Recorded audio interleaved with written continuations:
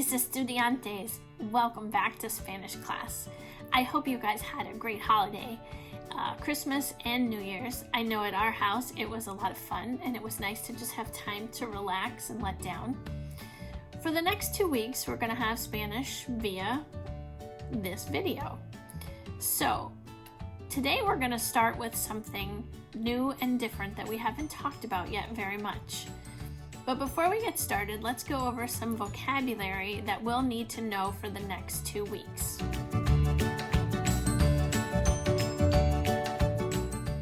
First off, at the bottom of the pages in your skills book, on pages 38 and 39, are some new vocabulary.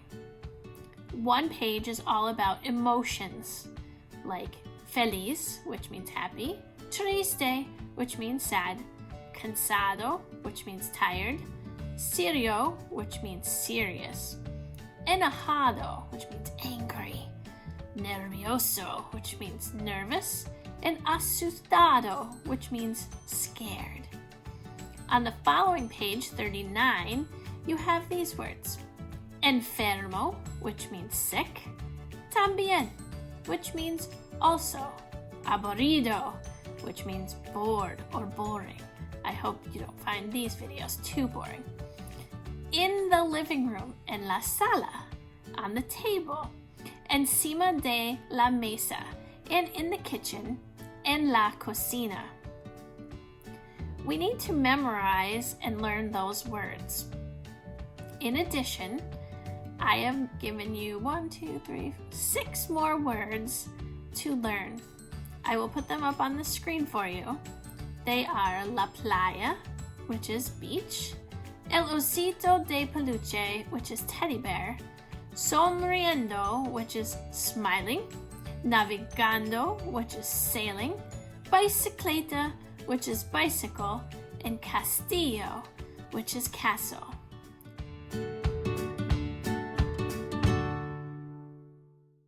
Now that we've gone over all our new vocabulary words, what I'd like you to do for your assignment for Monday is to write each of your new words 2 times each, both the Spanish and English. Pay attention to the spelling and all the accent marks. When you're finished, snap a picture and send it to me over Jupiter Ed for credit.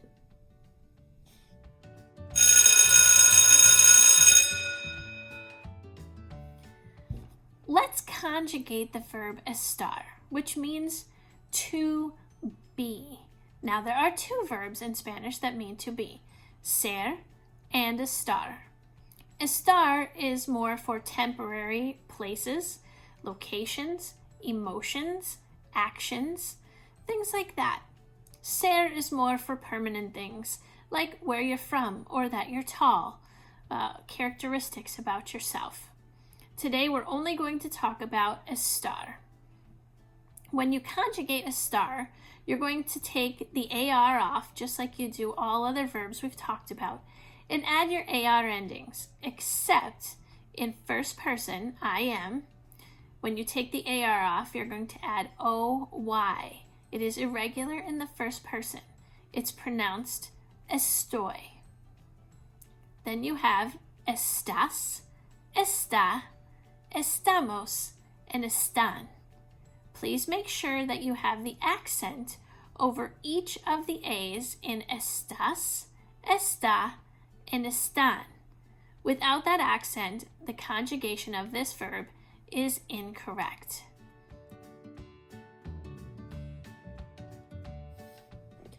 For Tuesday's assignment, I would like you to write out the conjugation of the verb estar.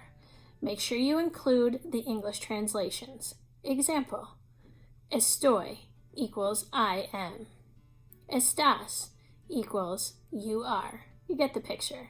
If you need reference or you can't remember them, you can look at page 38 in your skills book for reference. It has the entire conjugation there. Again, snap a picture of it when you're finished and send it to me in Jupiter Ed.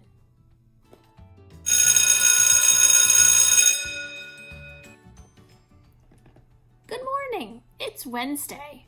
By today, you should be fairly familiar with our verb estar.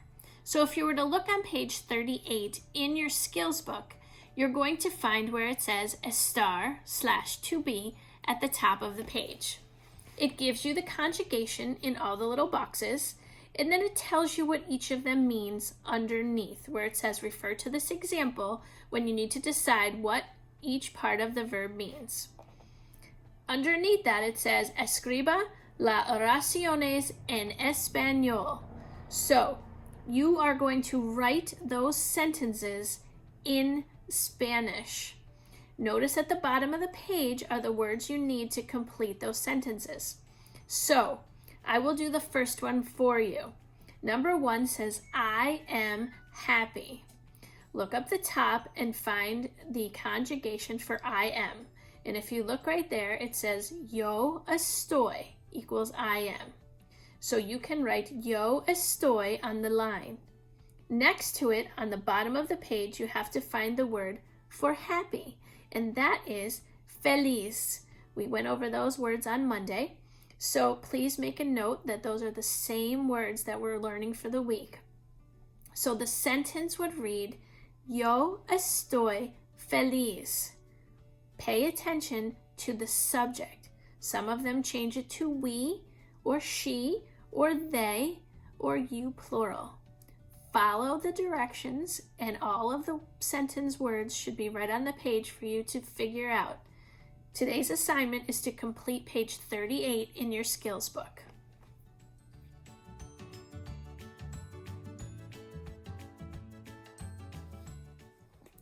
When you've completed page 38, snap me a picture and send it in Jupiter Ed so that I know you've completed it.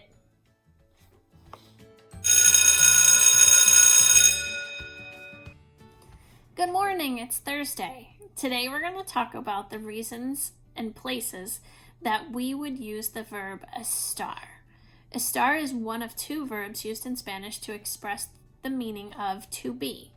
It's a very common verb that we use in English, and we only have one translation for it in English.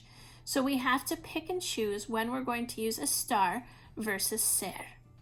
There's an acronym out there, and it's PLACE, P-L-A-C-E, that helps us remember when to use estar as opposed to ser. PLACE stands for position, location, action, condition, and emotion. Let me give you a few examples of what I mean. When you talk about position, it means you are somewhere particular. You are on the bike. Estás en la bicicleta. That is position. How about location? We are in the castle. Estamos en el castillo. We are in the castle. That is location. Action. I am sailing. I'm actually doing something. It doesn't mean I'm going to do it forever or the rest of my life, but I'm doing it right at this minute. Estoy navegando. Condition. Things that are happening right now, but they're conditional. They're probably not going to happen forever. The teddy bear is smiling. Is the teddy bear always going to be smiling? We don't know. El osito de peluche está sonriendo. And finally, estar is used to express emotion. Are you happy? Are you sad? Are you disappointed? They are content at the beach. Están contenta a la playa.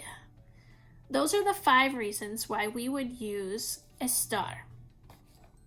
If you open your skills book to page 39, you will see another page that says estar/to be.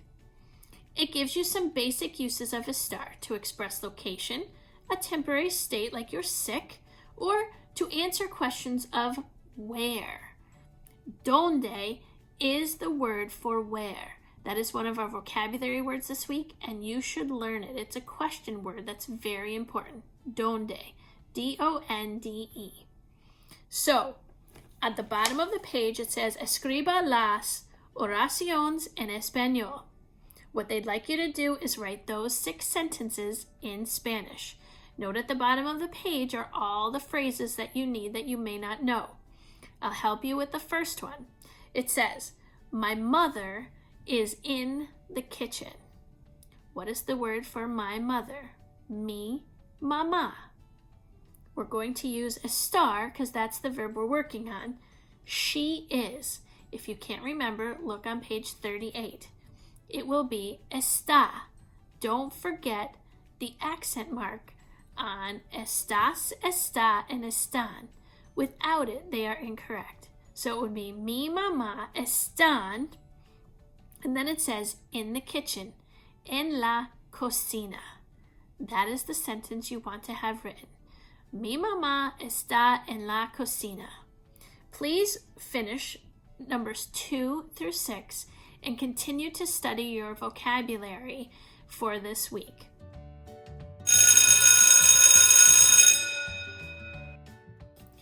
You're probably wondering what you're going to do on Friday. This Friday, I want you to review all of your vocabulary and make sure that you have memorized the conjugation of the verb estar in the present tense. Don't forget to snap me a picture of page 39 in your skills book so that I know you've completed it. Remember, the first person to complete all of their assignments and turn them in on Jupiter Ed, I will be sending something special in the mail for you. I hope you have a great weekend, and I'll see you on Monday.